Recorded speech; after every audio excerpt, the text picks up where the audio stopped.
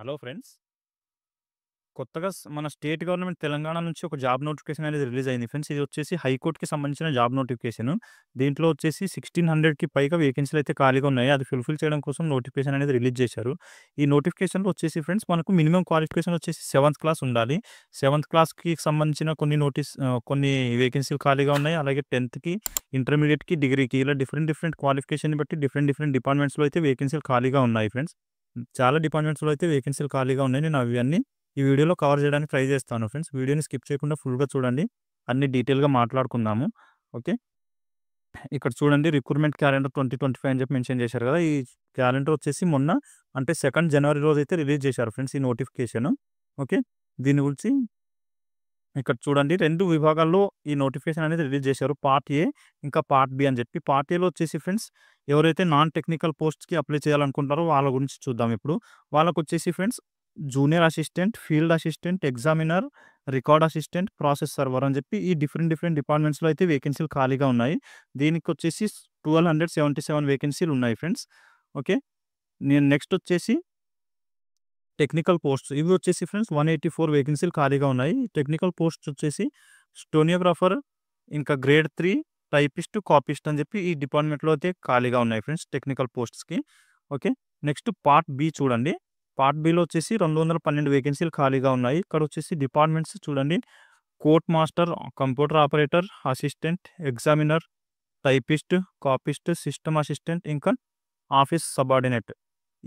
ఈ డిపార్ట్మెంట్‌లో అయితే 212 వేకెన్సీలు ఖాళీగా ఉన్నాయి ఫ్రెండ్స్ పార్ట్ బిలో. ఓకే. అన్నీ ఏవైతే డిపార్ట్మెంట్స్ ఇప్పుడు నేను మెన్షన్ చేశానో వాటికి సంబంధించి అప్లై ప్రాసెస్ వచ్చేసి 8థ్ జనవరి నుంచి అయితే స్టార్ట్ అవ్వబోతుంది ఫ్రెండ్స్. ఇంకా స్టార్ట్ అవ్వలేదు అప్లై ప్రాసెస్. 8థ్ జనవరి నుంచి 31st జనవరి వరకు అయితే మీరు అప్లై చేసుకోవచ్చు. అన్ని అప్లై ప్రాసెస్‌కి సంబంధించిన వీడియో కూడా నేను చేస్తాను ఫ్రెండ్స్ నెక్స్ట్ వీడియోలో. ఓకే. ఈ డిపార్ట్మెంట్స్ ఏవైతే ఉన్నాయో ప్రతి డిపార్ట్మెంట్‌కి కూడా ఒక ఎగ్జామ్ అయితే కండక్ట్ చేస్తున్నారు ఫ్రెండ్స్. ఆ ఎగ్జామ్ వచ్చేసి ఏప్రిల్ 2025లో ఎగ్జామ్ అయితే కండక్ట్ చేస్తున్నారు. దీనికి సంబంధించి డేట్ అయితే ఇంకా డిక్లేర్ చేయలేదు కాబట్టి మనకి దానికి సంబంధించి హాల్ టికెట్ అనేది ఒక డౌన్‌లోడ్ చేసుకోవాల్సి ఉంటుంది. హాల్ టికెట్‌లో డేట్ అనేది మెన్షన్ చేస్తారు. హాల్ టికెట్ ఎప్పుడు ఇస్తాము అనేది ఇంక దాని గురించి కూడా డేట్ ఇంకా డిక్లేర్ చేయలేదు. దీనికి సంబంధించి మనకి మెసేజ్ అనేది మొబైల్‌కి వస్తుంది. అలాగే ఇక్కడ ఈ వెబ్‌సైట్ ఏదైతే ఉందో వీళ్ళ హైకోర్ట్‌కి సంబంధించిన మెయిన్ అఫీషియల్ వెబ్‌సైట్. ఈ అఫీషియల్ వెబ్‌సైట్‌లో కూడా మెన్షన్ చేస్తారు. సో, మీరు అప్లై చేస్తున్నప్పుడు వర్కింగ్‌లో ఉన్న మొబైల్ నంబర్ మాత్రం అక్కడ ఇవ్వండి. ఆ మొబైల్‌కి మీకు మెసేజ్ అయితే రావడం జరుగుతుంది. ఓకే. ఈ నోటిఫికేషన్‌కి సంబంధించి అన్ని డీటెయిల్స్ అయితే మనం ఇప్పుడు చూద్దాం ఫ్రెండ్స్. డిఫరెంట్ డిపార్ట్మెంట్స్‌లో ఉన్నాయి కాబట్టి డిఫరెంట్ డిపార్ట్మెంట్‌కి డిఫరెంట్ క్వాలిఫికేషన్ అడిగారు. సో, అన్ని డీటెయిల్‌గా చూద్దాము. వ్యూవర్స్ ఎవరైతే కొత్తగా వచ్చారో వాళ్ళందరూ ఛానెల్‌ని సబ్స్క్రైబ్ చేసుకోండి. అలాగే వీడియోని లైక్ చేయండి. మీ ఫ్రెండ్స్ ఎవరైనా జాబ్ సీకర్స్ ఉంటే వాళ్ళతో కూడా షేర్ చేసుకోండి ఫ్రెండ్స్. నేను రెగ్యులర్‌గా జాబ్‌కి సంబంధించిన వీడియోస్ అయితే ఈ ఛానెల్‌లో అప్లోడ్ చేస్తూ ఉంటాను. ప్రైవేట్ జాబ్స్ ఇంకా గవర్నమెంట్ జాబ్‌కి సంబంధించిన వీడియోస్ అప్లోడ్ చేస్తాను ఫ్రెండ్స్. అవి మీరు మిస్ అవ్వకుండా ఉండాలి అంటే ఛానెల్ అయితే సబ్స్క్రైబ్ చేసుకోండి. ఓకే. ఇప్పుడు చూద్దాం మనం నోటిఫికేషన్‌లో ఆ డిపార్ట్మెంట్స్ గురించి. ఇక్కడ ఇక్కడ మెన్షన్ చేశారు కదా! ఆఫీస్ సబార్డినేట్ అని చెప్పి ఏదైతే డిపార్ట్మెంట్ ఉందో ఆ డిపార్ట్మెంట్‌కి సంబంధించిన నోటిఫికేషన్ ఇది. ఈ నోటిఫికేషన్‌కొచ్చేసి ఫ్రెండ్స్ మీరు ఆన్‌లైన్‌లో అప్లై చేసుకోవాల్సి ఉంటుంది. ఆన్‌లైన్‌లో అప్లై చేసుకోవడానికి ప్రాసెస్ ఇంకా స్టార్ట్ అవ్వలేదు కాబట్టి 8థ్ జనవరికి స్టార్ట్ అవ్వబోతుంది. సో, దానికి సంబంధించిన లింక్ ఇంకా జనరేట్ అవ్వలేదు. దానికి సంబంధించిన లింక్ జనరేట్ అయిన తర్వాత నేను దాని మీద కూడా ఒక వీడియో చేస్తాను. ఓకే. దీనికి మినిమమ్ సాలరీ వచ్చేసి చూడండి ఫ్రెండ్స్ 19,000 నుంచి 58,850 రూపీస్ వరకి సాలరీ అయితే ఇస్తున్నారు. ఓకే. ఇంకా దీనికొచ్చేసి డీటెయిల్స్ మనం ఇంతకుముందు మాట్లాడుకున్నట్టే 8 జనవరి నుంచి అప్లికేషన్ ప్రాసెస్ స్టార్ట్ అవుతుంది. 31st వరకైతే అప్లై చేసుకోవచ్చు. ఓకే. ఇంకా ఎగ్జామినేషన్ డేట్ ఇంకా డిక్లేర్ అవ్వలేదు. దీనికి సంబంధించి ఏ డిస్ట్రిక్ట్స్‌లో ఎన్ని వేకెన్సీలు ఖాళీగా ఉన్నాయి, ఏ కేటగిరీ వాళ్ళకున్నాయి అన్న దాని గురించి కూడా కింద ఒక ఎనెక్సర్ అనేది అటాచ్ చేశారు. ఇక్కడ మెన్షన్ చేశారు కదా! ఎనెక్సర్ టు దిస్ నోటిఫికేషన్ అని చెప్పి మెన్షన్ చేశారు కదా! అది ఎనెక్సర్ గురించి ఈ పాయింట్ అనేది మెన్షన్ చేశారు. ఓకే. ఇంకా దీనికి ఏజ్ లిమిట్ కూడా మెన్షన్ చేశారు ఫ్రెండ్స్. ఏజ్ లిమిట్ గురించి చూద్దాము. ఫస్ట్ ఇప్పుడు మనం క్వాలిఫికేషన్ గురించి చూద్దాం. ఇక్కడ చూడండి ఎడ్యుకేషన్ క్వాలిఫికేషన్ అని ఉంది కదా! దీనికొచ్చేసి ఫ్రెండ్స్ 7థ్ క్లాస్ నుంచి 10థ్ క్లాస్ వరకు ఎవరైతే పాస్ ఔట్ అయ్యారో అంటే 7థ్, 8థ్, 9థ్, 10థ్ ఈ నాలుగింట్లో ఏ క్వాలిఫికేషన్ ఉన్నా కూడా మీరు దీనికైతే ఎలిజిబిలిటీ ఉంటుంది. మీరు అప్లై చేసుకోవచ్చు. 10థ్ కంటే హైయర్ ఎడ్యుకేషన్ ఎవరైతే చేశారో ఫ్రెండ్స్ వాళ్ళకి మాత్రం అవకాశం లేదు. 10థ్ కంప్లీట్ అయిపోయిన తర్వాత ఇంటర్మీడియేట్, డిగ్రీ ఇలాగ ఎవరైనా కంటిన్యూ చేసుంటే వాళ్ళకైతే అవకాశం లేదు ఫ్రెండ్స్ ఈ జాబ్ నోటిఫికేషన్‌కి అప్లై చేసుకోవడానికి. ఓన్లీ సబార్డినేట్, ఆఫీస్ సబార్డినేట్ అని చెప్పి ఏదైతే డిపార్ట్‌మెంట్ ఉందో దీనికి మాత్రమే అప్లై చేసుకోవడానికి అవకాశం లేదు. డిఫరెంట్ ఏవైతే టైపిస్ట్, కాపిస్ట్, ఇంకా ఎగ్జామినర్ అని చెప్పి ఏవైతే డిఫరెంట్ డిపార్ట్‌మెంట్స్ ఉన్నాయో వాటికైతే అప్లై చేసుకోవచ్చు. వాటికి సంబంధించిన క్వాలిఫికేషన్ డిఫరెంట్ ఉంది. ఓకే. ఇక్కడ ఈ పాయింట్ మెన్షన్ చేశారు చూడండి. But the candidate who is having higher qualification then 10th class shall not be considered as eligible అని చెప్పి మెన్షన్ చేశారు కదా! సో, ఎవరైతే హైయర్ క్వాలిఫికేషన్ చేశారో వాళ్ళకి అవకాశం లేదు. ఓన్లీ 10th వరకు పాస్ అయిన వాళ్ళకి మాత్రమే అవకాశం ఉంది. సో, అది ఒకటి గుర్తుపెట్టుకొని అప్లై చేసుకునే టైంలో అప్లై చేసుకోండి. ఓకే. దీనికి ఏజ్ లిమిట్ వచ్చేసి చూడండి ఫ్రెండ్స్, మీకు 18 ఇయర్స్ నుంచి 34 ఇయర్స్ వరకి ఉండాలి. మినిమమ్ ఏజ్ వచ్చేసి 18 ఉండాలి. మాక్సిమం వచ్చేసి 34 ఉండాలి. ఇంకా ఏజ్ రిలాక్సేషన్ వచ్చేసి గవర్నమెంట్ సంబంధించిన జాబ్ కాబట్టి ఏజ్ రిలాక్సేషన్ అనేది ఉంటుంది ఖచ్చితంగా.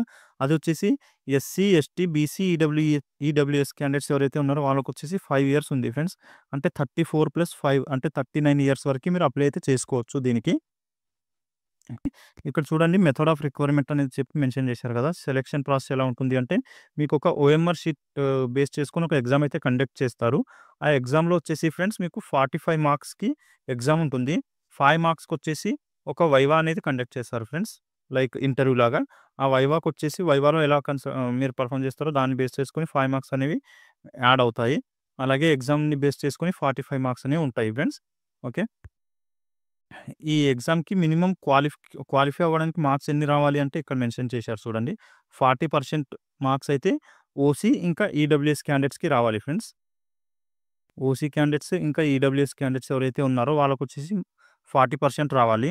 35% of pass marks qualifying marks వచ్చేసి బీసీ క్యాండిడేట్స్ అని చెప్పి మెన్షన్ చేశారు. ఇంకా 30% వచ్చేసి ఎస్సీ, ఎస్టీ, పీహెచ్ క్యాండిడేట్స్ ఎవరైతే ఉన్నారో ఫిజికల్లీ హ్యాండిక్యాప్డ్ క్యాండిడేట్స్ ఎవరైతే ఉంటారో వాళ్ళకొచ్చేసి 30% క్వాలిఫైయింగ్ మార్క్స్ ఉన్నాయి. దీన్ని ఎగ్జామినేషన్ ఫీజ్ చూడండి ఫ్రెండ్స్ ఇక్కడ మెన్షన్ చేశారు. ఎవరైతే ఓసీ ఇంకా బీసీ కేటగిరీకి సంబంధించిన క్యాండిడేట్స్ ఉన్నారో వాళ్ళకొచ్చేసి 600 అప్లై ప్రాసెస్‌లో ఫీజ్ అనేది ఉంటుంది. రూ. 600. ఒకవేళ ఎగ్జామ్ క్యాన్సిల్ అయిపోయింది, ఏదైనా ప్రాబ్లమ్ వచ్చి ఎగ్జామ్ కండక్ట్ చేయలేకపోయారనుకోండి వాళ్ళు, ఆ రూ. 600 అనేవి మనకు రిఫండ్ అయిపోతాయి ఫ్రెండ్స్. ఓకే. ఇంకా ఎస్సీ, ఎస్టీ, ఈడబ్ల్యూఎస్ క్యాండిడేట్స్ ఎవరైతే ఉన్నారో పీడబ్ల్యూడీకి కేటగిరీకి సంబంధించిన క్యాండిడేట్స్ వాళ్ళకొచ్చేసి రూ. 400 ఉంది. ఎవరికీ నిల్ అయితే లేదు ఫ్రెండ్స్. అందరికీ ఫీజ్ అయితే ఉంది. కొంతమందికి తక్కువ, కొన్ని కేటగిరీస్‌కి అయితే ఎక్కువ అని చెప్పి మెన్షన్ చేశారు. సో, ఇంట్రెస్ట్ ఉన్న క్యాండిడేట్స్ అయితే అప్లై చేసుకోవడానికి ట్రై చేయండి. ఓకే. ఇక్కడ చూడండి friends, information to the applicants అని చెప్పి ఉంది కదా! దీనికొచ్చేసి ఎనెక్సర్ ఇక్కడ అటాచ్ చేశారు చూడండి. ఏ డిస్ట్రిక్ట్‌లో ఎన్ని వేకెన్సీలు అయితే ఖాళీగా ఉన్నాయో దాని గురించి మెన్షన్ చేశారు ఎనెక్సర్. ఆదిలాబాద్ డిస్ట్రిక్ట్ ఏదైతే ఉందో దీంట్లో వచ్చేసి 10 వేకెన్సీస్ అయితే ఖాళీగా ఉన్నాయి ఫ్రెండ్స్. ఇక్కడ మీరు పీడీఎఫ్ డౌన్లోడ్ చేసినప్పుడు ఇవన్నీ కౌంట్ చేసుకోండి. వీటి గురించి నేను ఇప్పుడు ఈ వీడియోలో అయితే మెన్షన్ చేయలేను. వీడియో బాగా లెంత్ అయిపోతుంది. ఏ కేటగిరీకి ఎన్ని వేకెన్సీలు ఖాళీగా ఉన్నాయి, ఏ జెండర్‌కి వేకెన్సీలు ఖాళీగా ఉన్నాయని చెప్పి కూడా ఇక్కడ మెన్షన్ చేశారు కాబట్టి ఇవన్నీ మీరు చూడండి. నేను టోటల్ వేకెన్సీల గురించి అయితే కన్సిడర్ చేస్తాను ఫ్రెండ్స్. భద్రాద్రి కొత్తగూడెంకి సంబంధించి 4 వేకెన్సీలు ఖాళీగా ఉన్నాయి ఫ్రెండ్స్. ఇంకా హైదరాబాద్ లొకేషన్‌కొచ్చేసి 7 వేకెన్సీలు ఖాళీగా ఉన్నాయి. నెక్స్ట్ వచ్చేసి సిటీ సివిల్ కోర్ట్ హైదరాబాద్ అని చెప్పి ఏదైతే ఏరియా ఉందో దానికి సంబంధించి 26 వేకెన్సీ అయితే ఖాళీగా ఉన్నాయి. నెక్స్ట్ వచ్చేసి city small causes court Hyderabad అని చెప్పి ఏదైతే ఏరియా ఉందో దాని కింద వచ్చేసి 17 వేకెన్సీస్ ఖాళీగా ఉన్నాయి. హన్మకొండ డిస్ట్రిక్ట్‌లో వచ్చేసి 12 వేకెన్సీస్ ఖాళీగా ఉన్నాయి. జగిత్యాల దీనికొచ్చేసి 3 వేకెన్సీస్ ఖాళీగా ఉన్నాయి. ఇంకా జనగాంకొచ్చేసి 11 వేకెన్సీస్ ఖాళీగా ఉన్నాయి. భూపాలపల్లి డిస్ట్రిక్ట్‌కి సంబంధించి 2 వేకెన్సీలు అయితే ఖాళీగా ఉన్నాయి. ఇంకా గద్వాల్‌కి సంబంధించి ఒక వేకెన్సీ ఖాళీగా ఉంది. ఓన్లీ ఓసీ వాళ్ళకి మాత్రమే. కామారెడ్డికొచ్చేసి 9 వేకెన్సీస్ ఖాళీగా ఉన్నాయి. కరీంనగర్‌లో వచ్చేసి 8 వేకెన్సీస్ ఖాళీగా ఉన్నాయి. ఖమ్మంలో వచ్చేసి ఫ్రెండ్స్ 27 వేకెన్సీస్ ఖాళీగా ఉన్నాయి. అలాగే ఆసిఫాబాద్‌కు సంబంధించి 7 వేకెన్సీస్ ఖాళీగా ఉన్నాయి. మహబూబాబాద్‌కు సంబంధించి 7 వేకెన్సీస్ ఉన్నాయి. మహబూబ్ నగర్‌లో ఏమో 4 వేకెన్సీస్ ఖాళీగా ఉన్నాయి. మంచిర్యాలలో వచ్చేసి 25 వేకెన్సీస్ ఖాళీగా ఉన్నాయి. మెదక్‌లో వచ్చేసి 12 వేకెన్సీస్ ఖాళీగా ఉన్నాయి. అన్ని కేటగిరీ వైస్‌గా కూడా మెన్షన్ చేశారు కాబట్టి మీరు ఒకసారి ఈ పీడీఎఫ్‌ని రీడ్ చేయండి ఫ్రెండ్స్. మీకు సంబంధించిన డిస్ట్రిక్ట్ ఏదైతే ఉందో ఆ డిస్ట్రిక్ట్‌లో ఏ కేటగిరీకి ఎన్ని వేకెన్సీలు ఖాళీగా ఉన్నాయన్నది అన్నీ డీటెయిల్‌గా మెన్షన్ చేశారో అవి ఒకసారి మీరు చెక్ చేసుకోండి. ఓకే. సెషన్స్ జడ్జ్ హైదరాబాద్ అని చెప్పి ఏదైతే ఏరియా ఉందో దానికి సంబంధించి 39 వేకెన్సీస్ ఖాళీగా ఉన్నాయి. ఓకే. ములుగులో వచ్చేసి ఫ్రెండ్స్ 3 వేకెన్సీస్ ఖాళీగా ఉన్నాయి. నాగర్ కర్నూల్‌లో వచ్చేసి 6 వేకెన్సీస్ ఖాళీగా ఉన్నాయి. నల్గొండలో వచ్చేసి 15 వేకెన్సీస్ ఖాళీగా ఉన్నాయి. నారాయణపేటలో వచ్చేసి 4 వేకెన్సీస్ ఖాళీగా ఉన్నాయి. నిర్మల్‌లో వచ్చేసి 7 వేకెన్సీస్ ఉన్నాయి. నిజామాబాద్‌లో వచ్చేసి 13 వేకెన్సీస్ ఉన్నాయి. పెద్దపల్లి వచ్చేసి 10 వేకెన్సీస్ ఉన్నాయి. రాజన్న సిరిసిల్లలో వచ్చేసి 13 వేకెన్సీస్ ఉన్నాయి.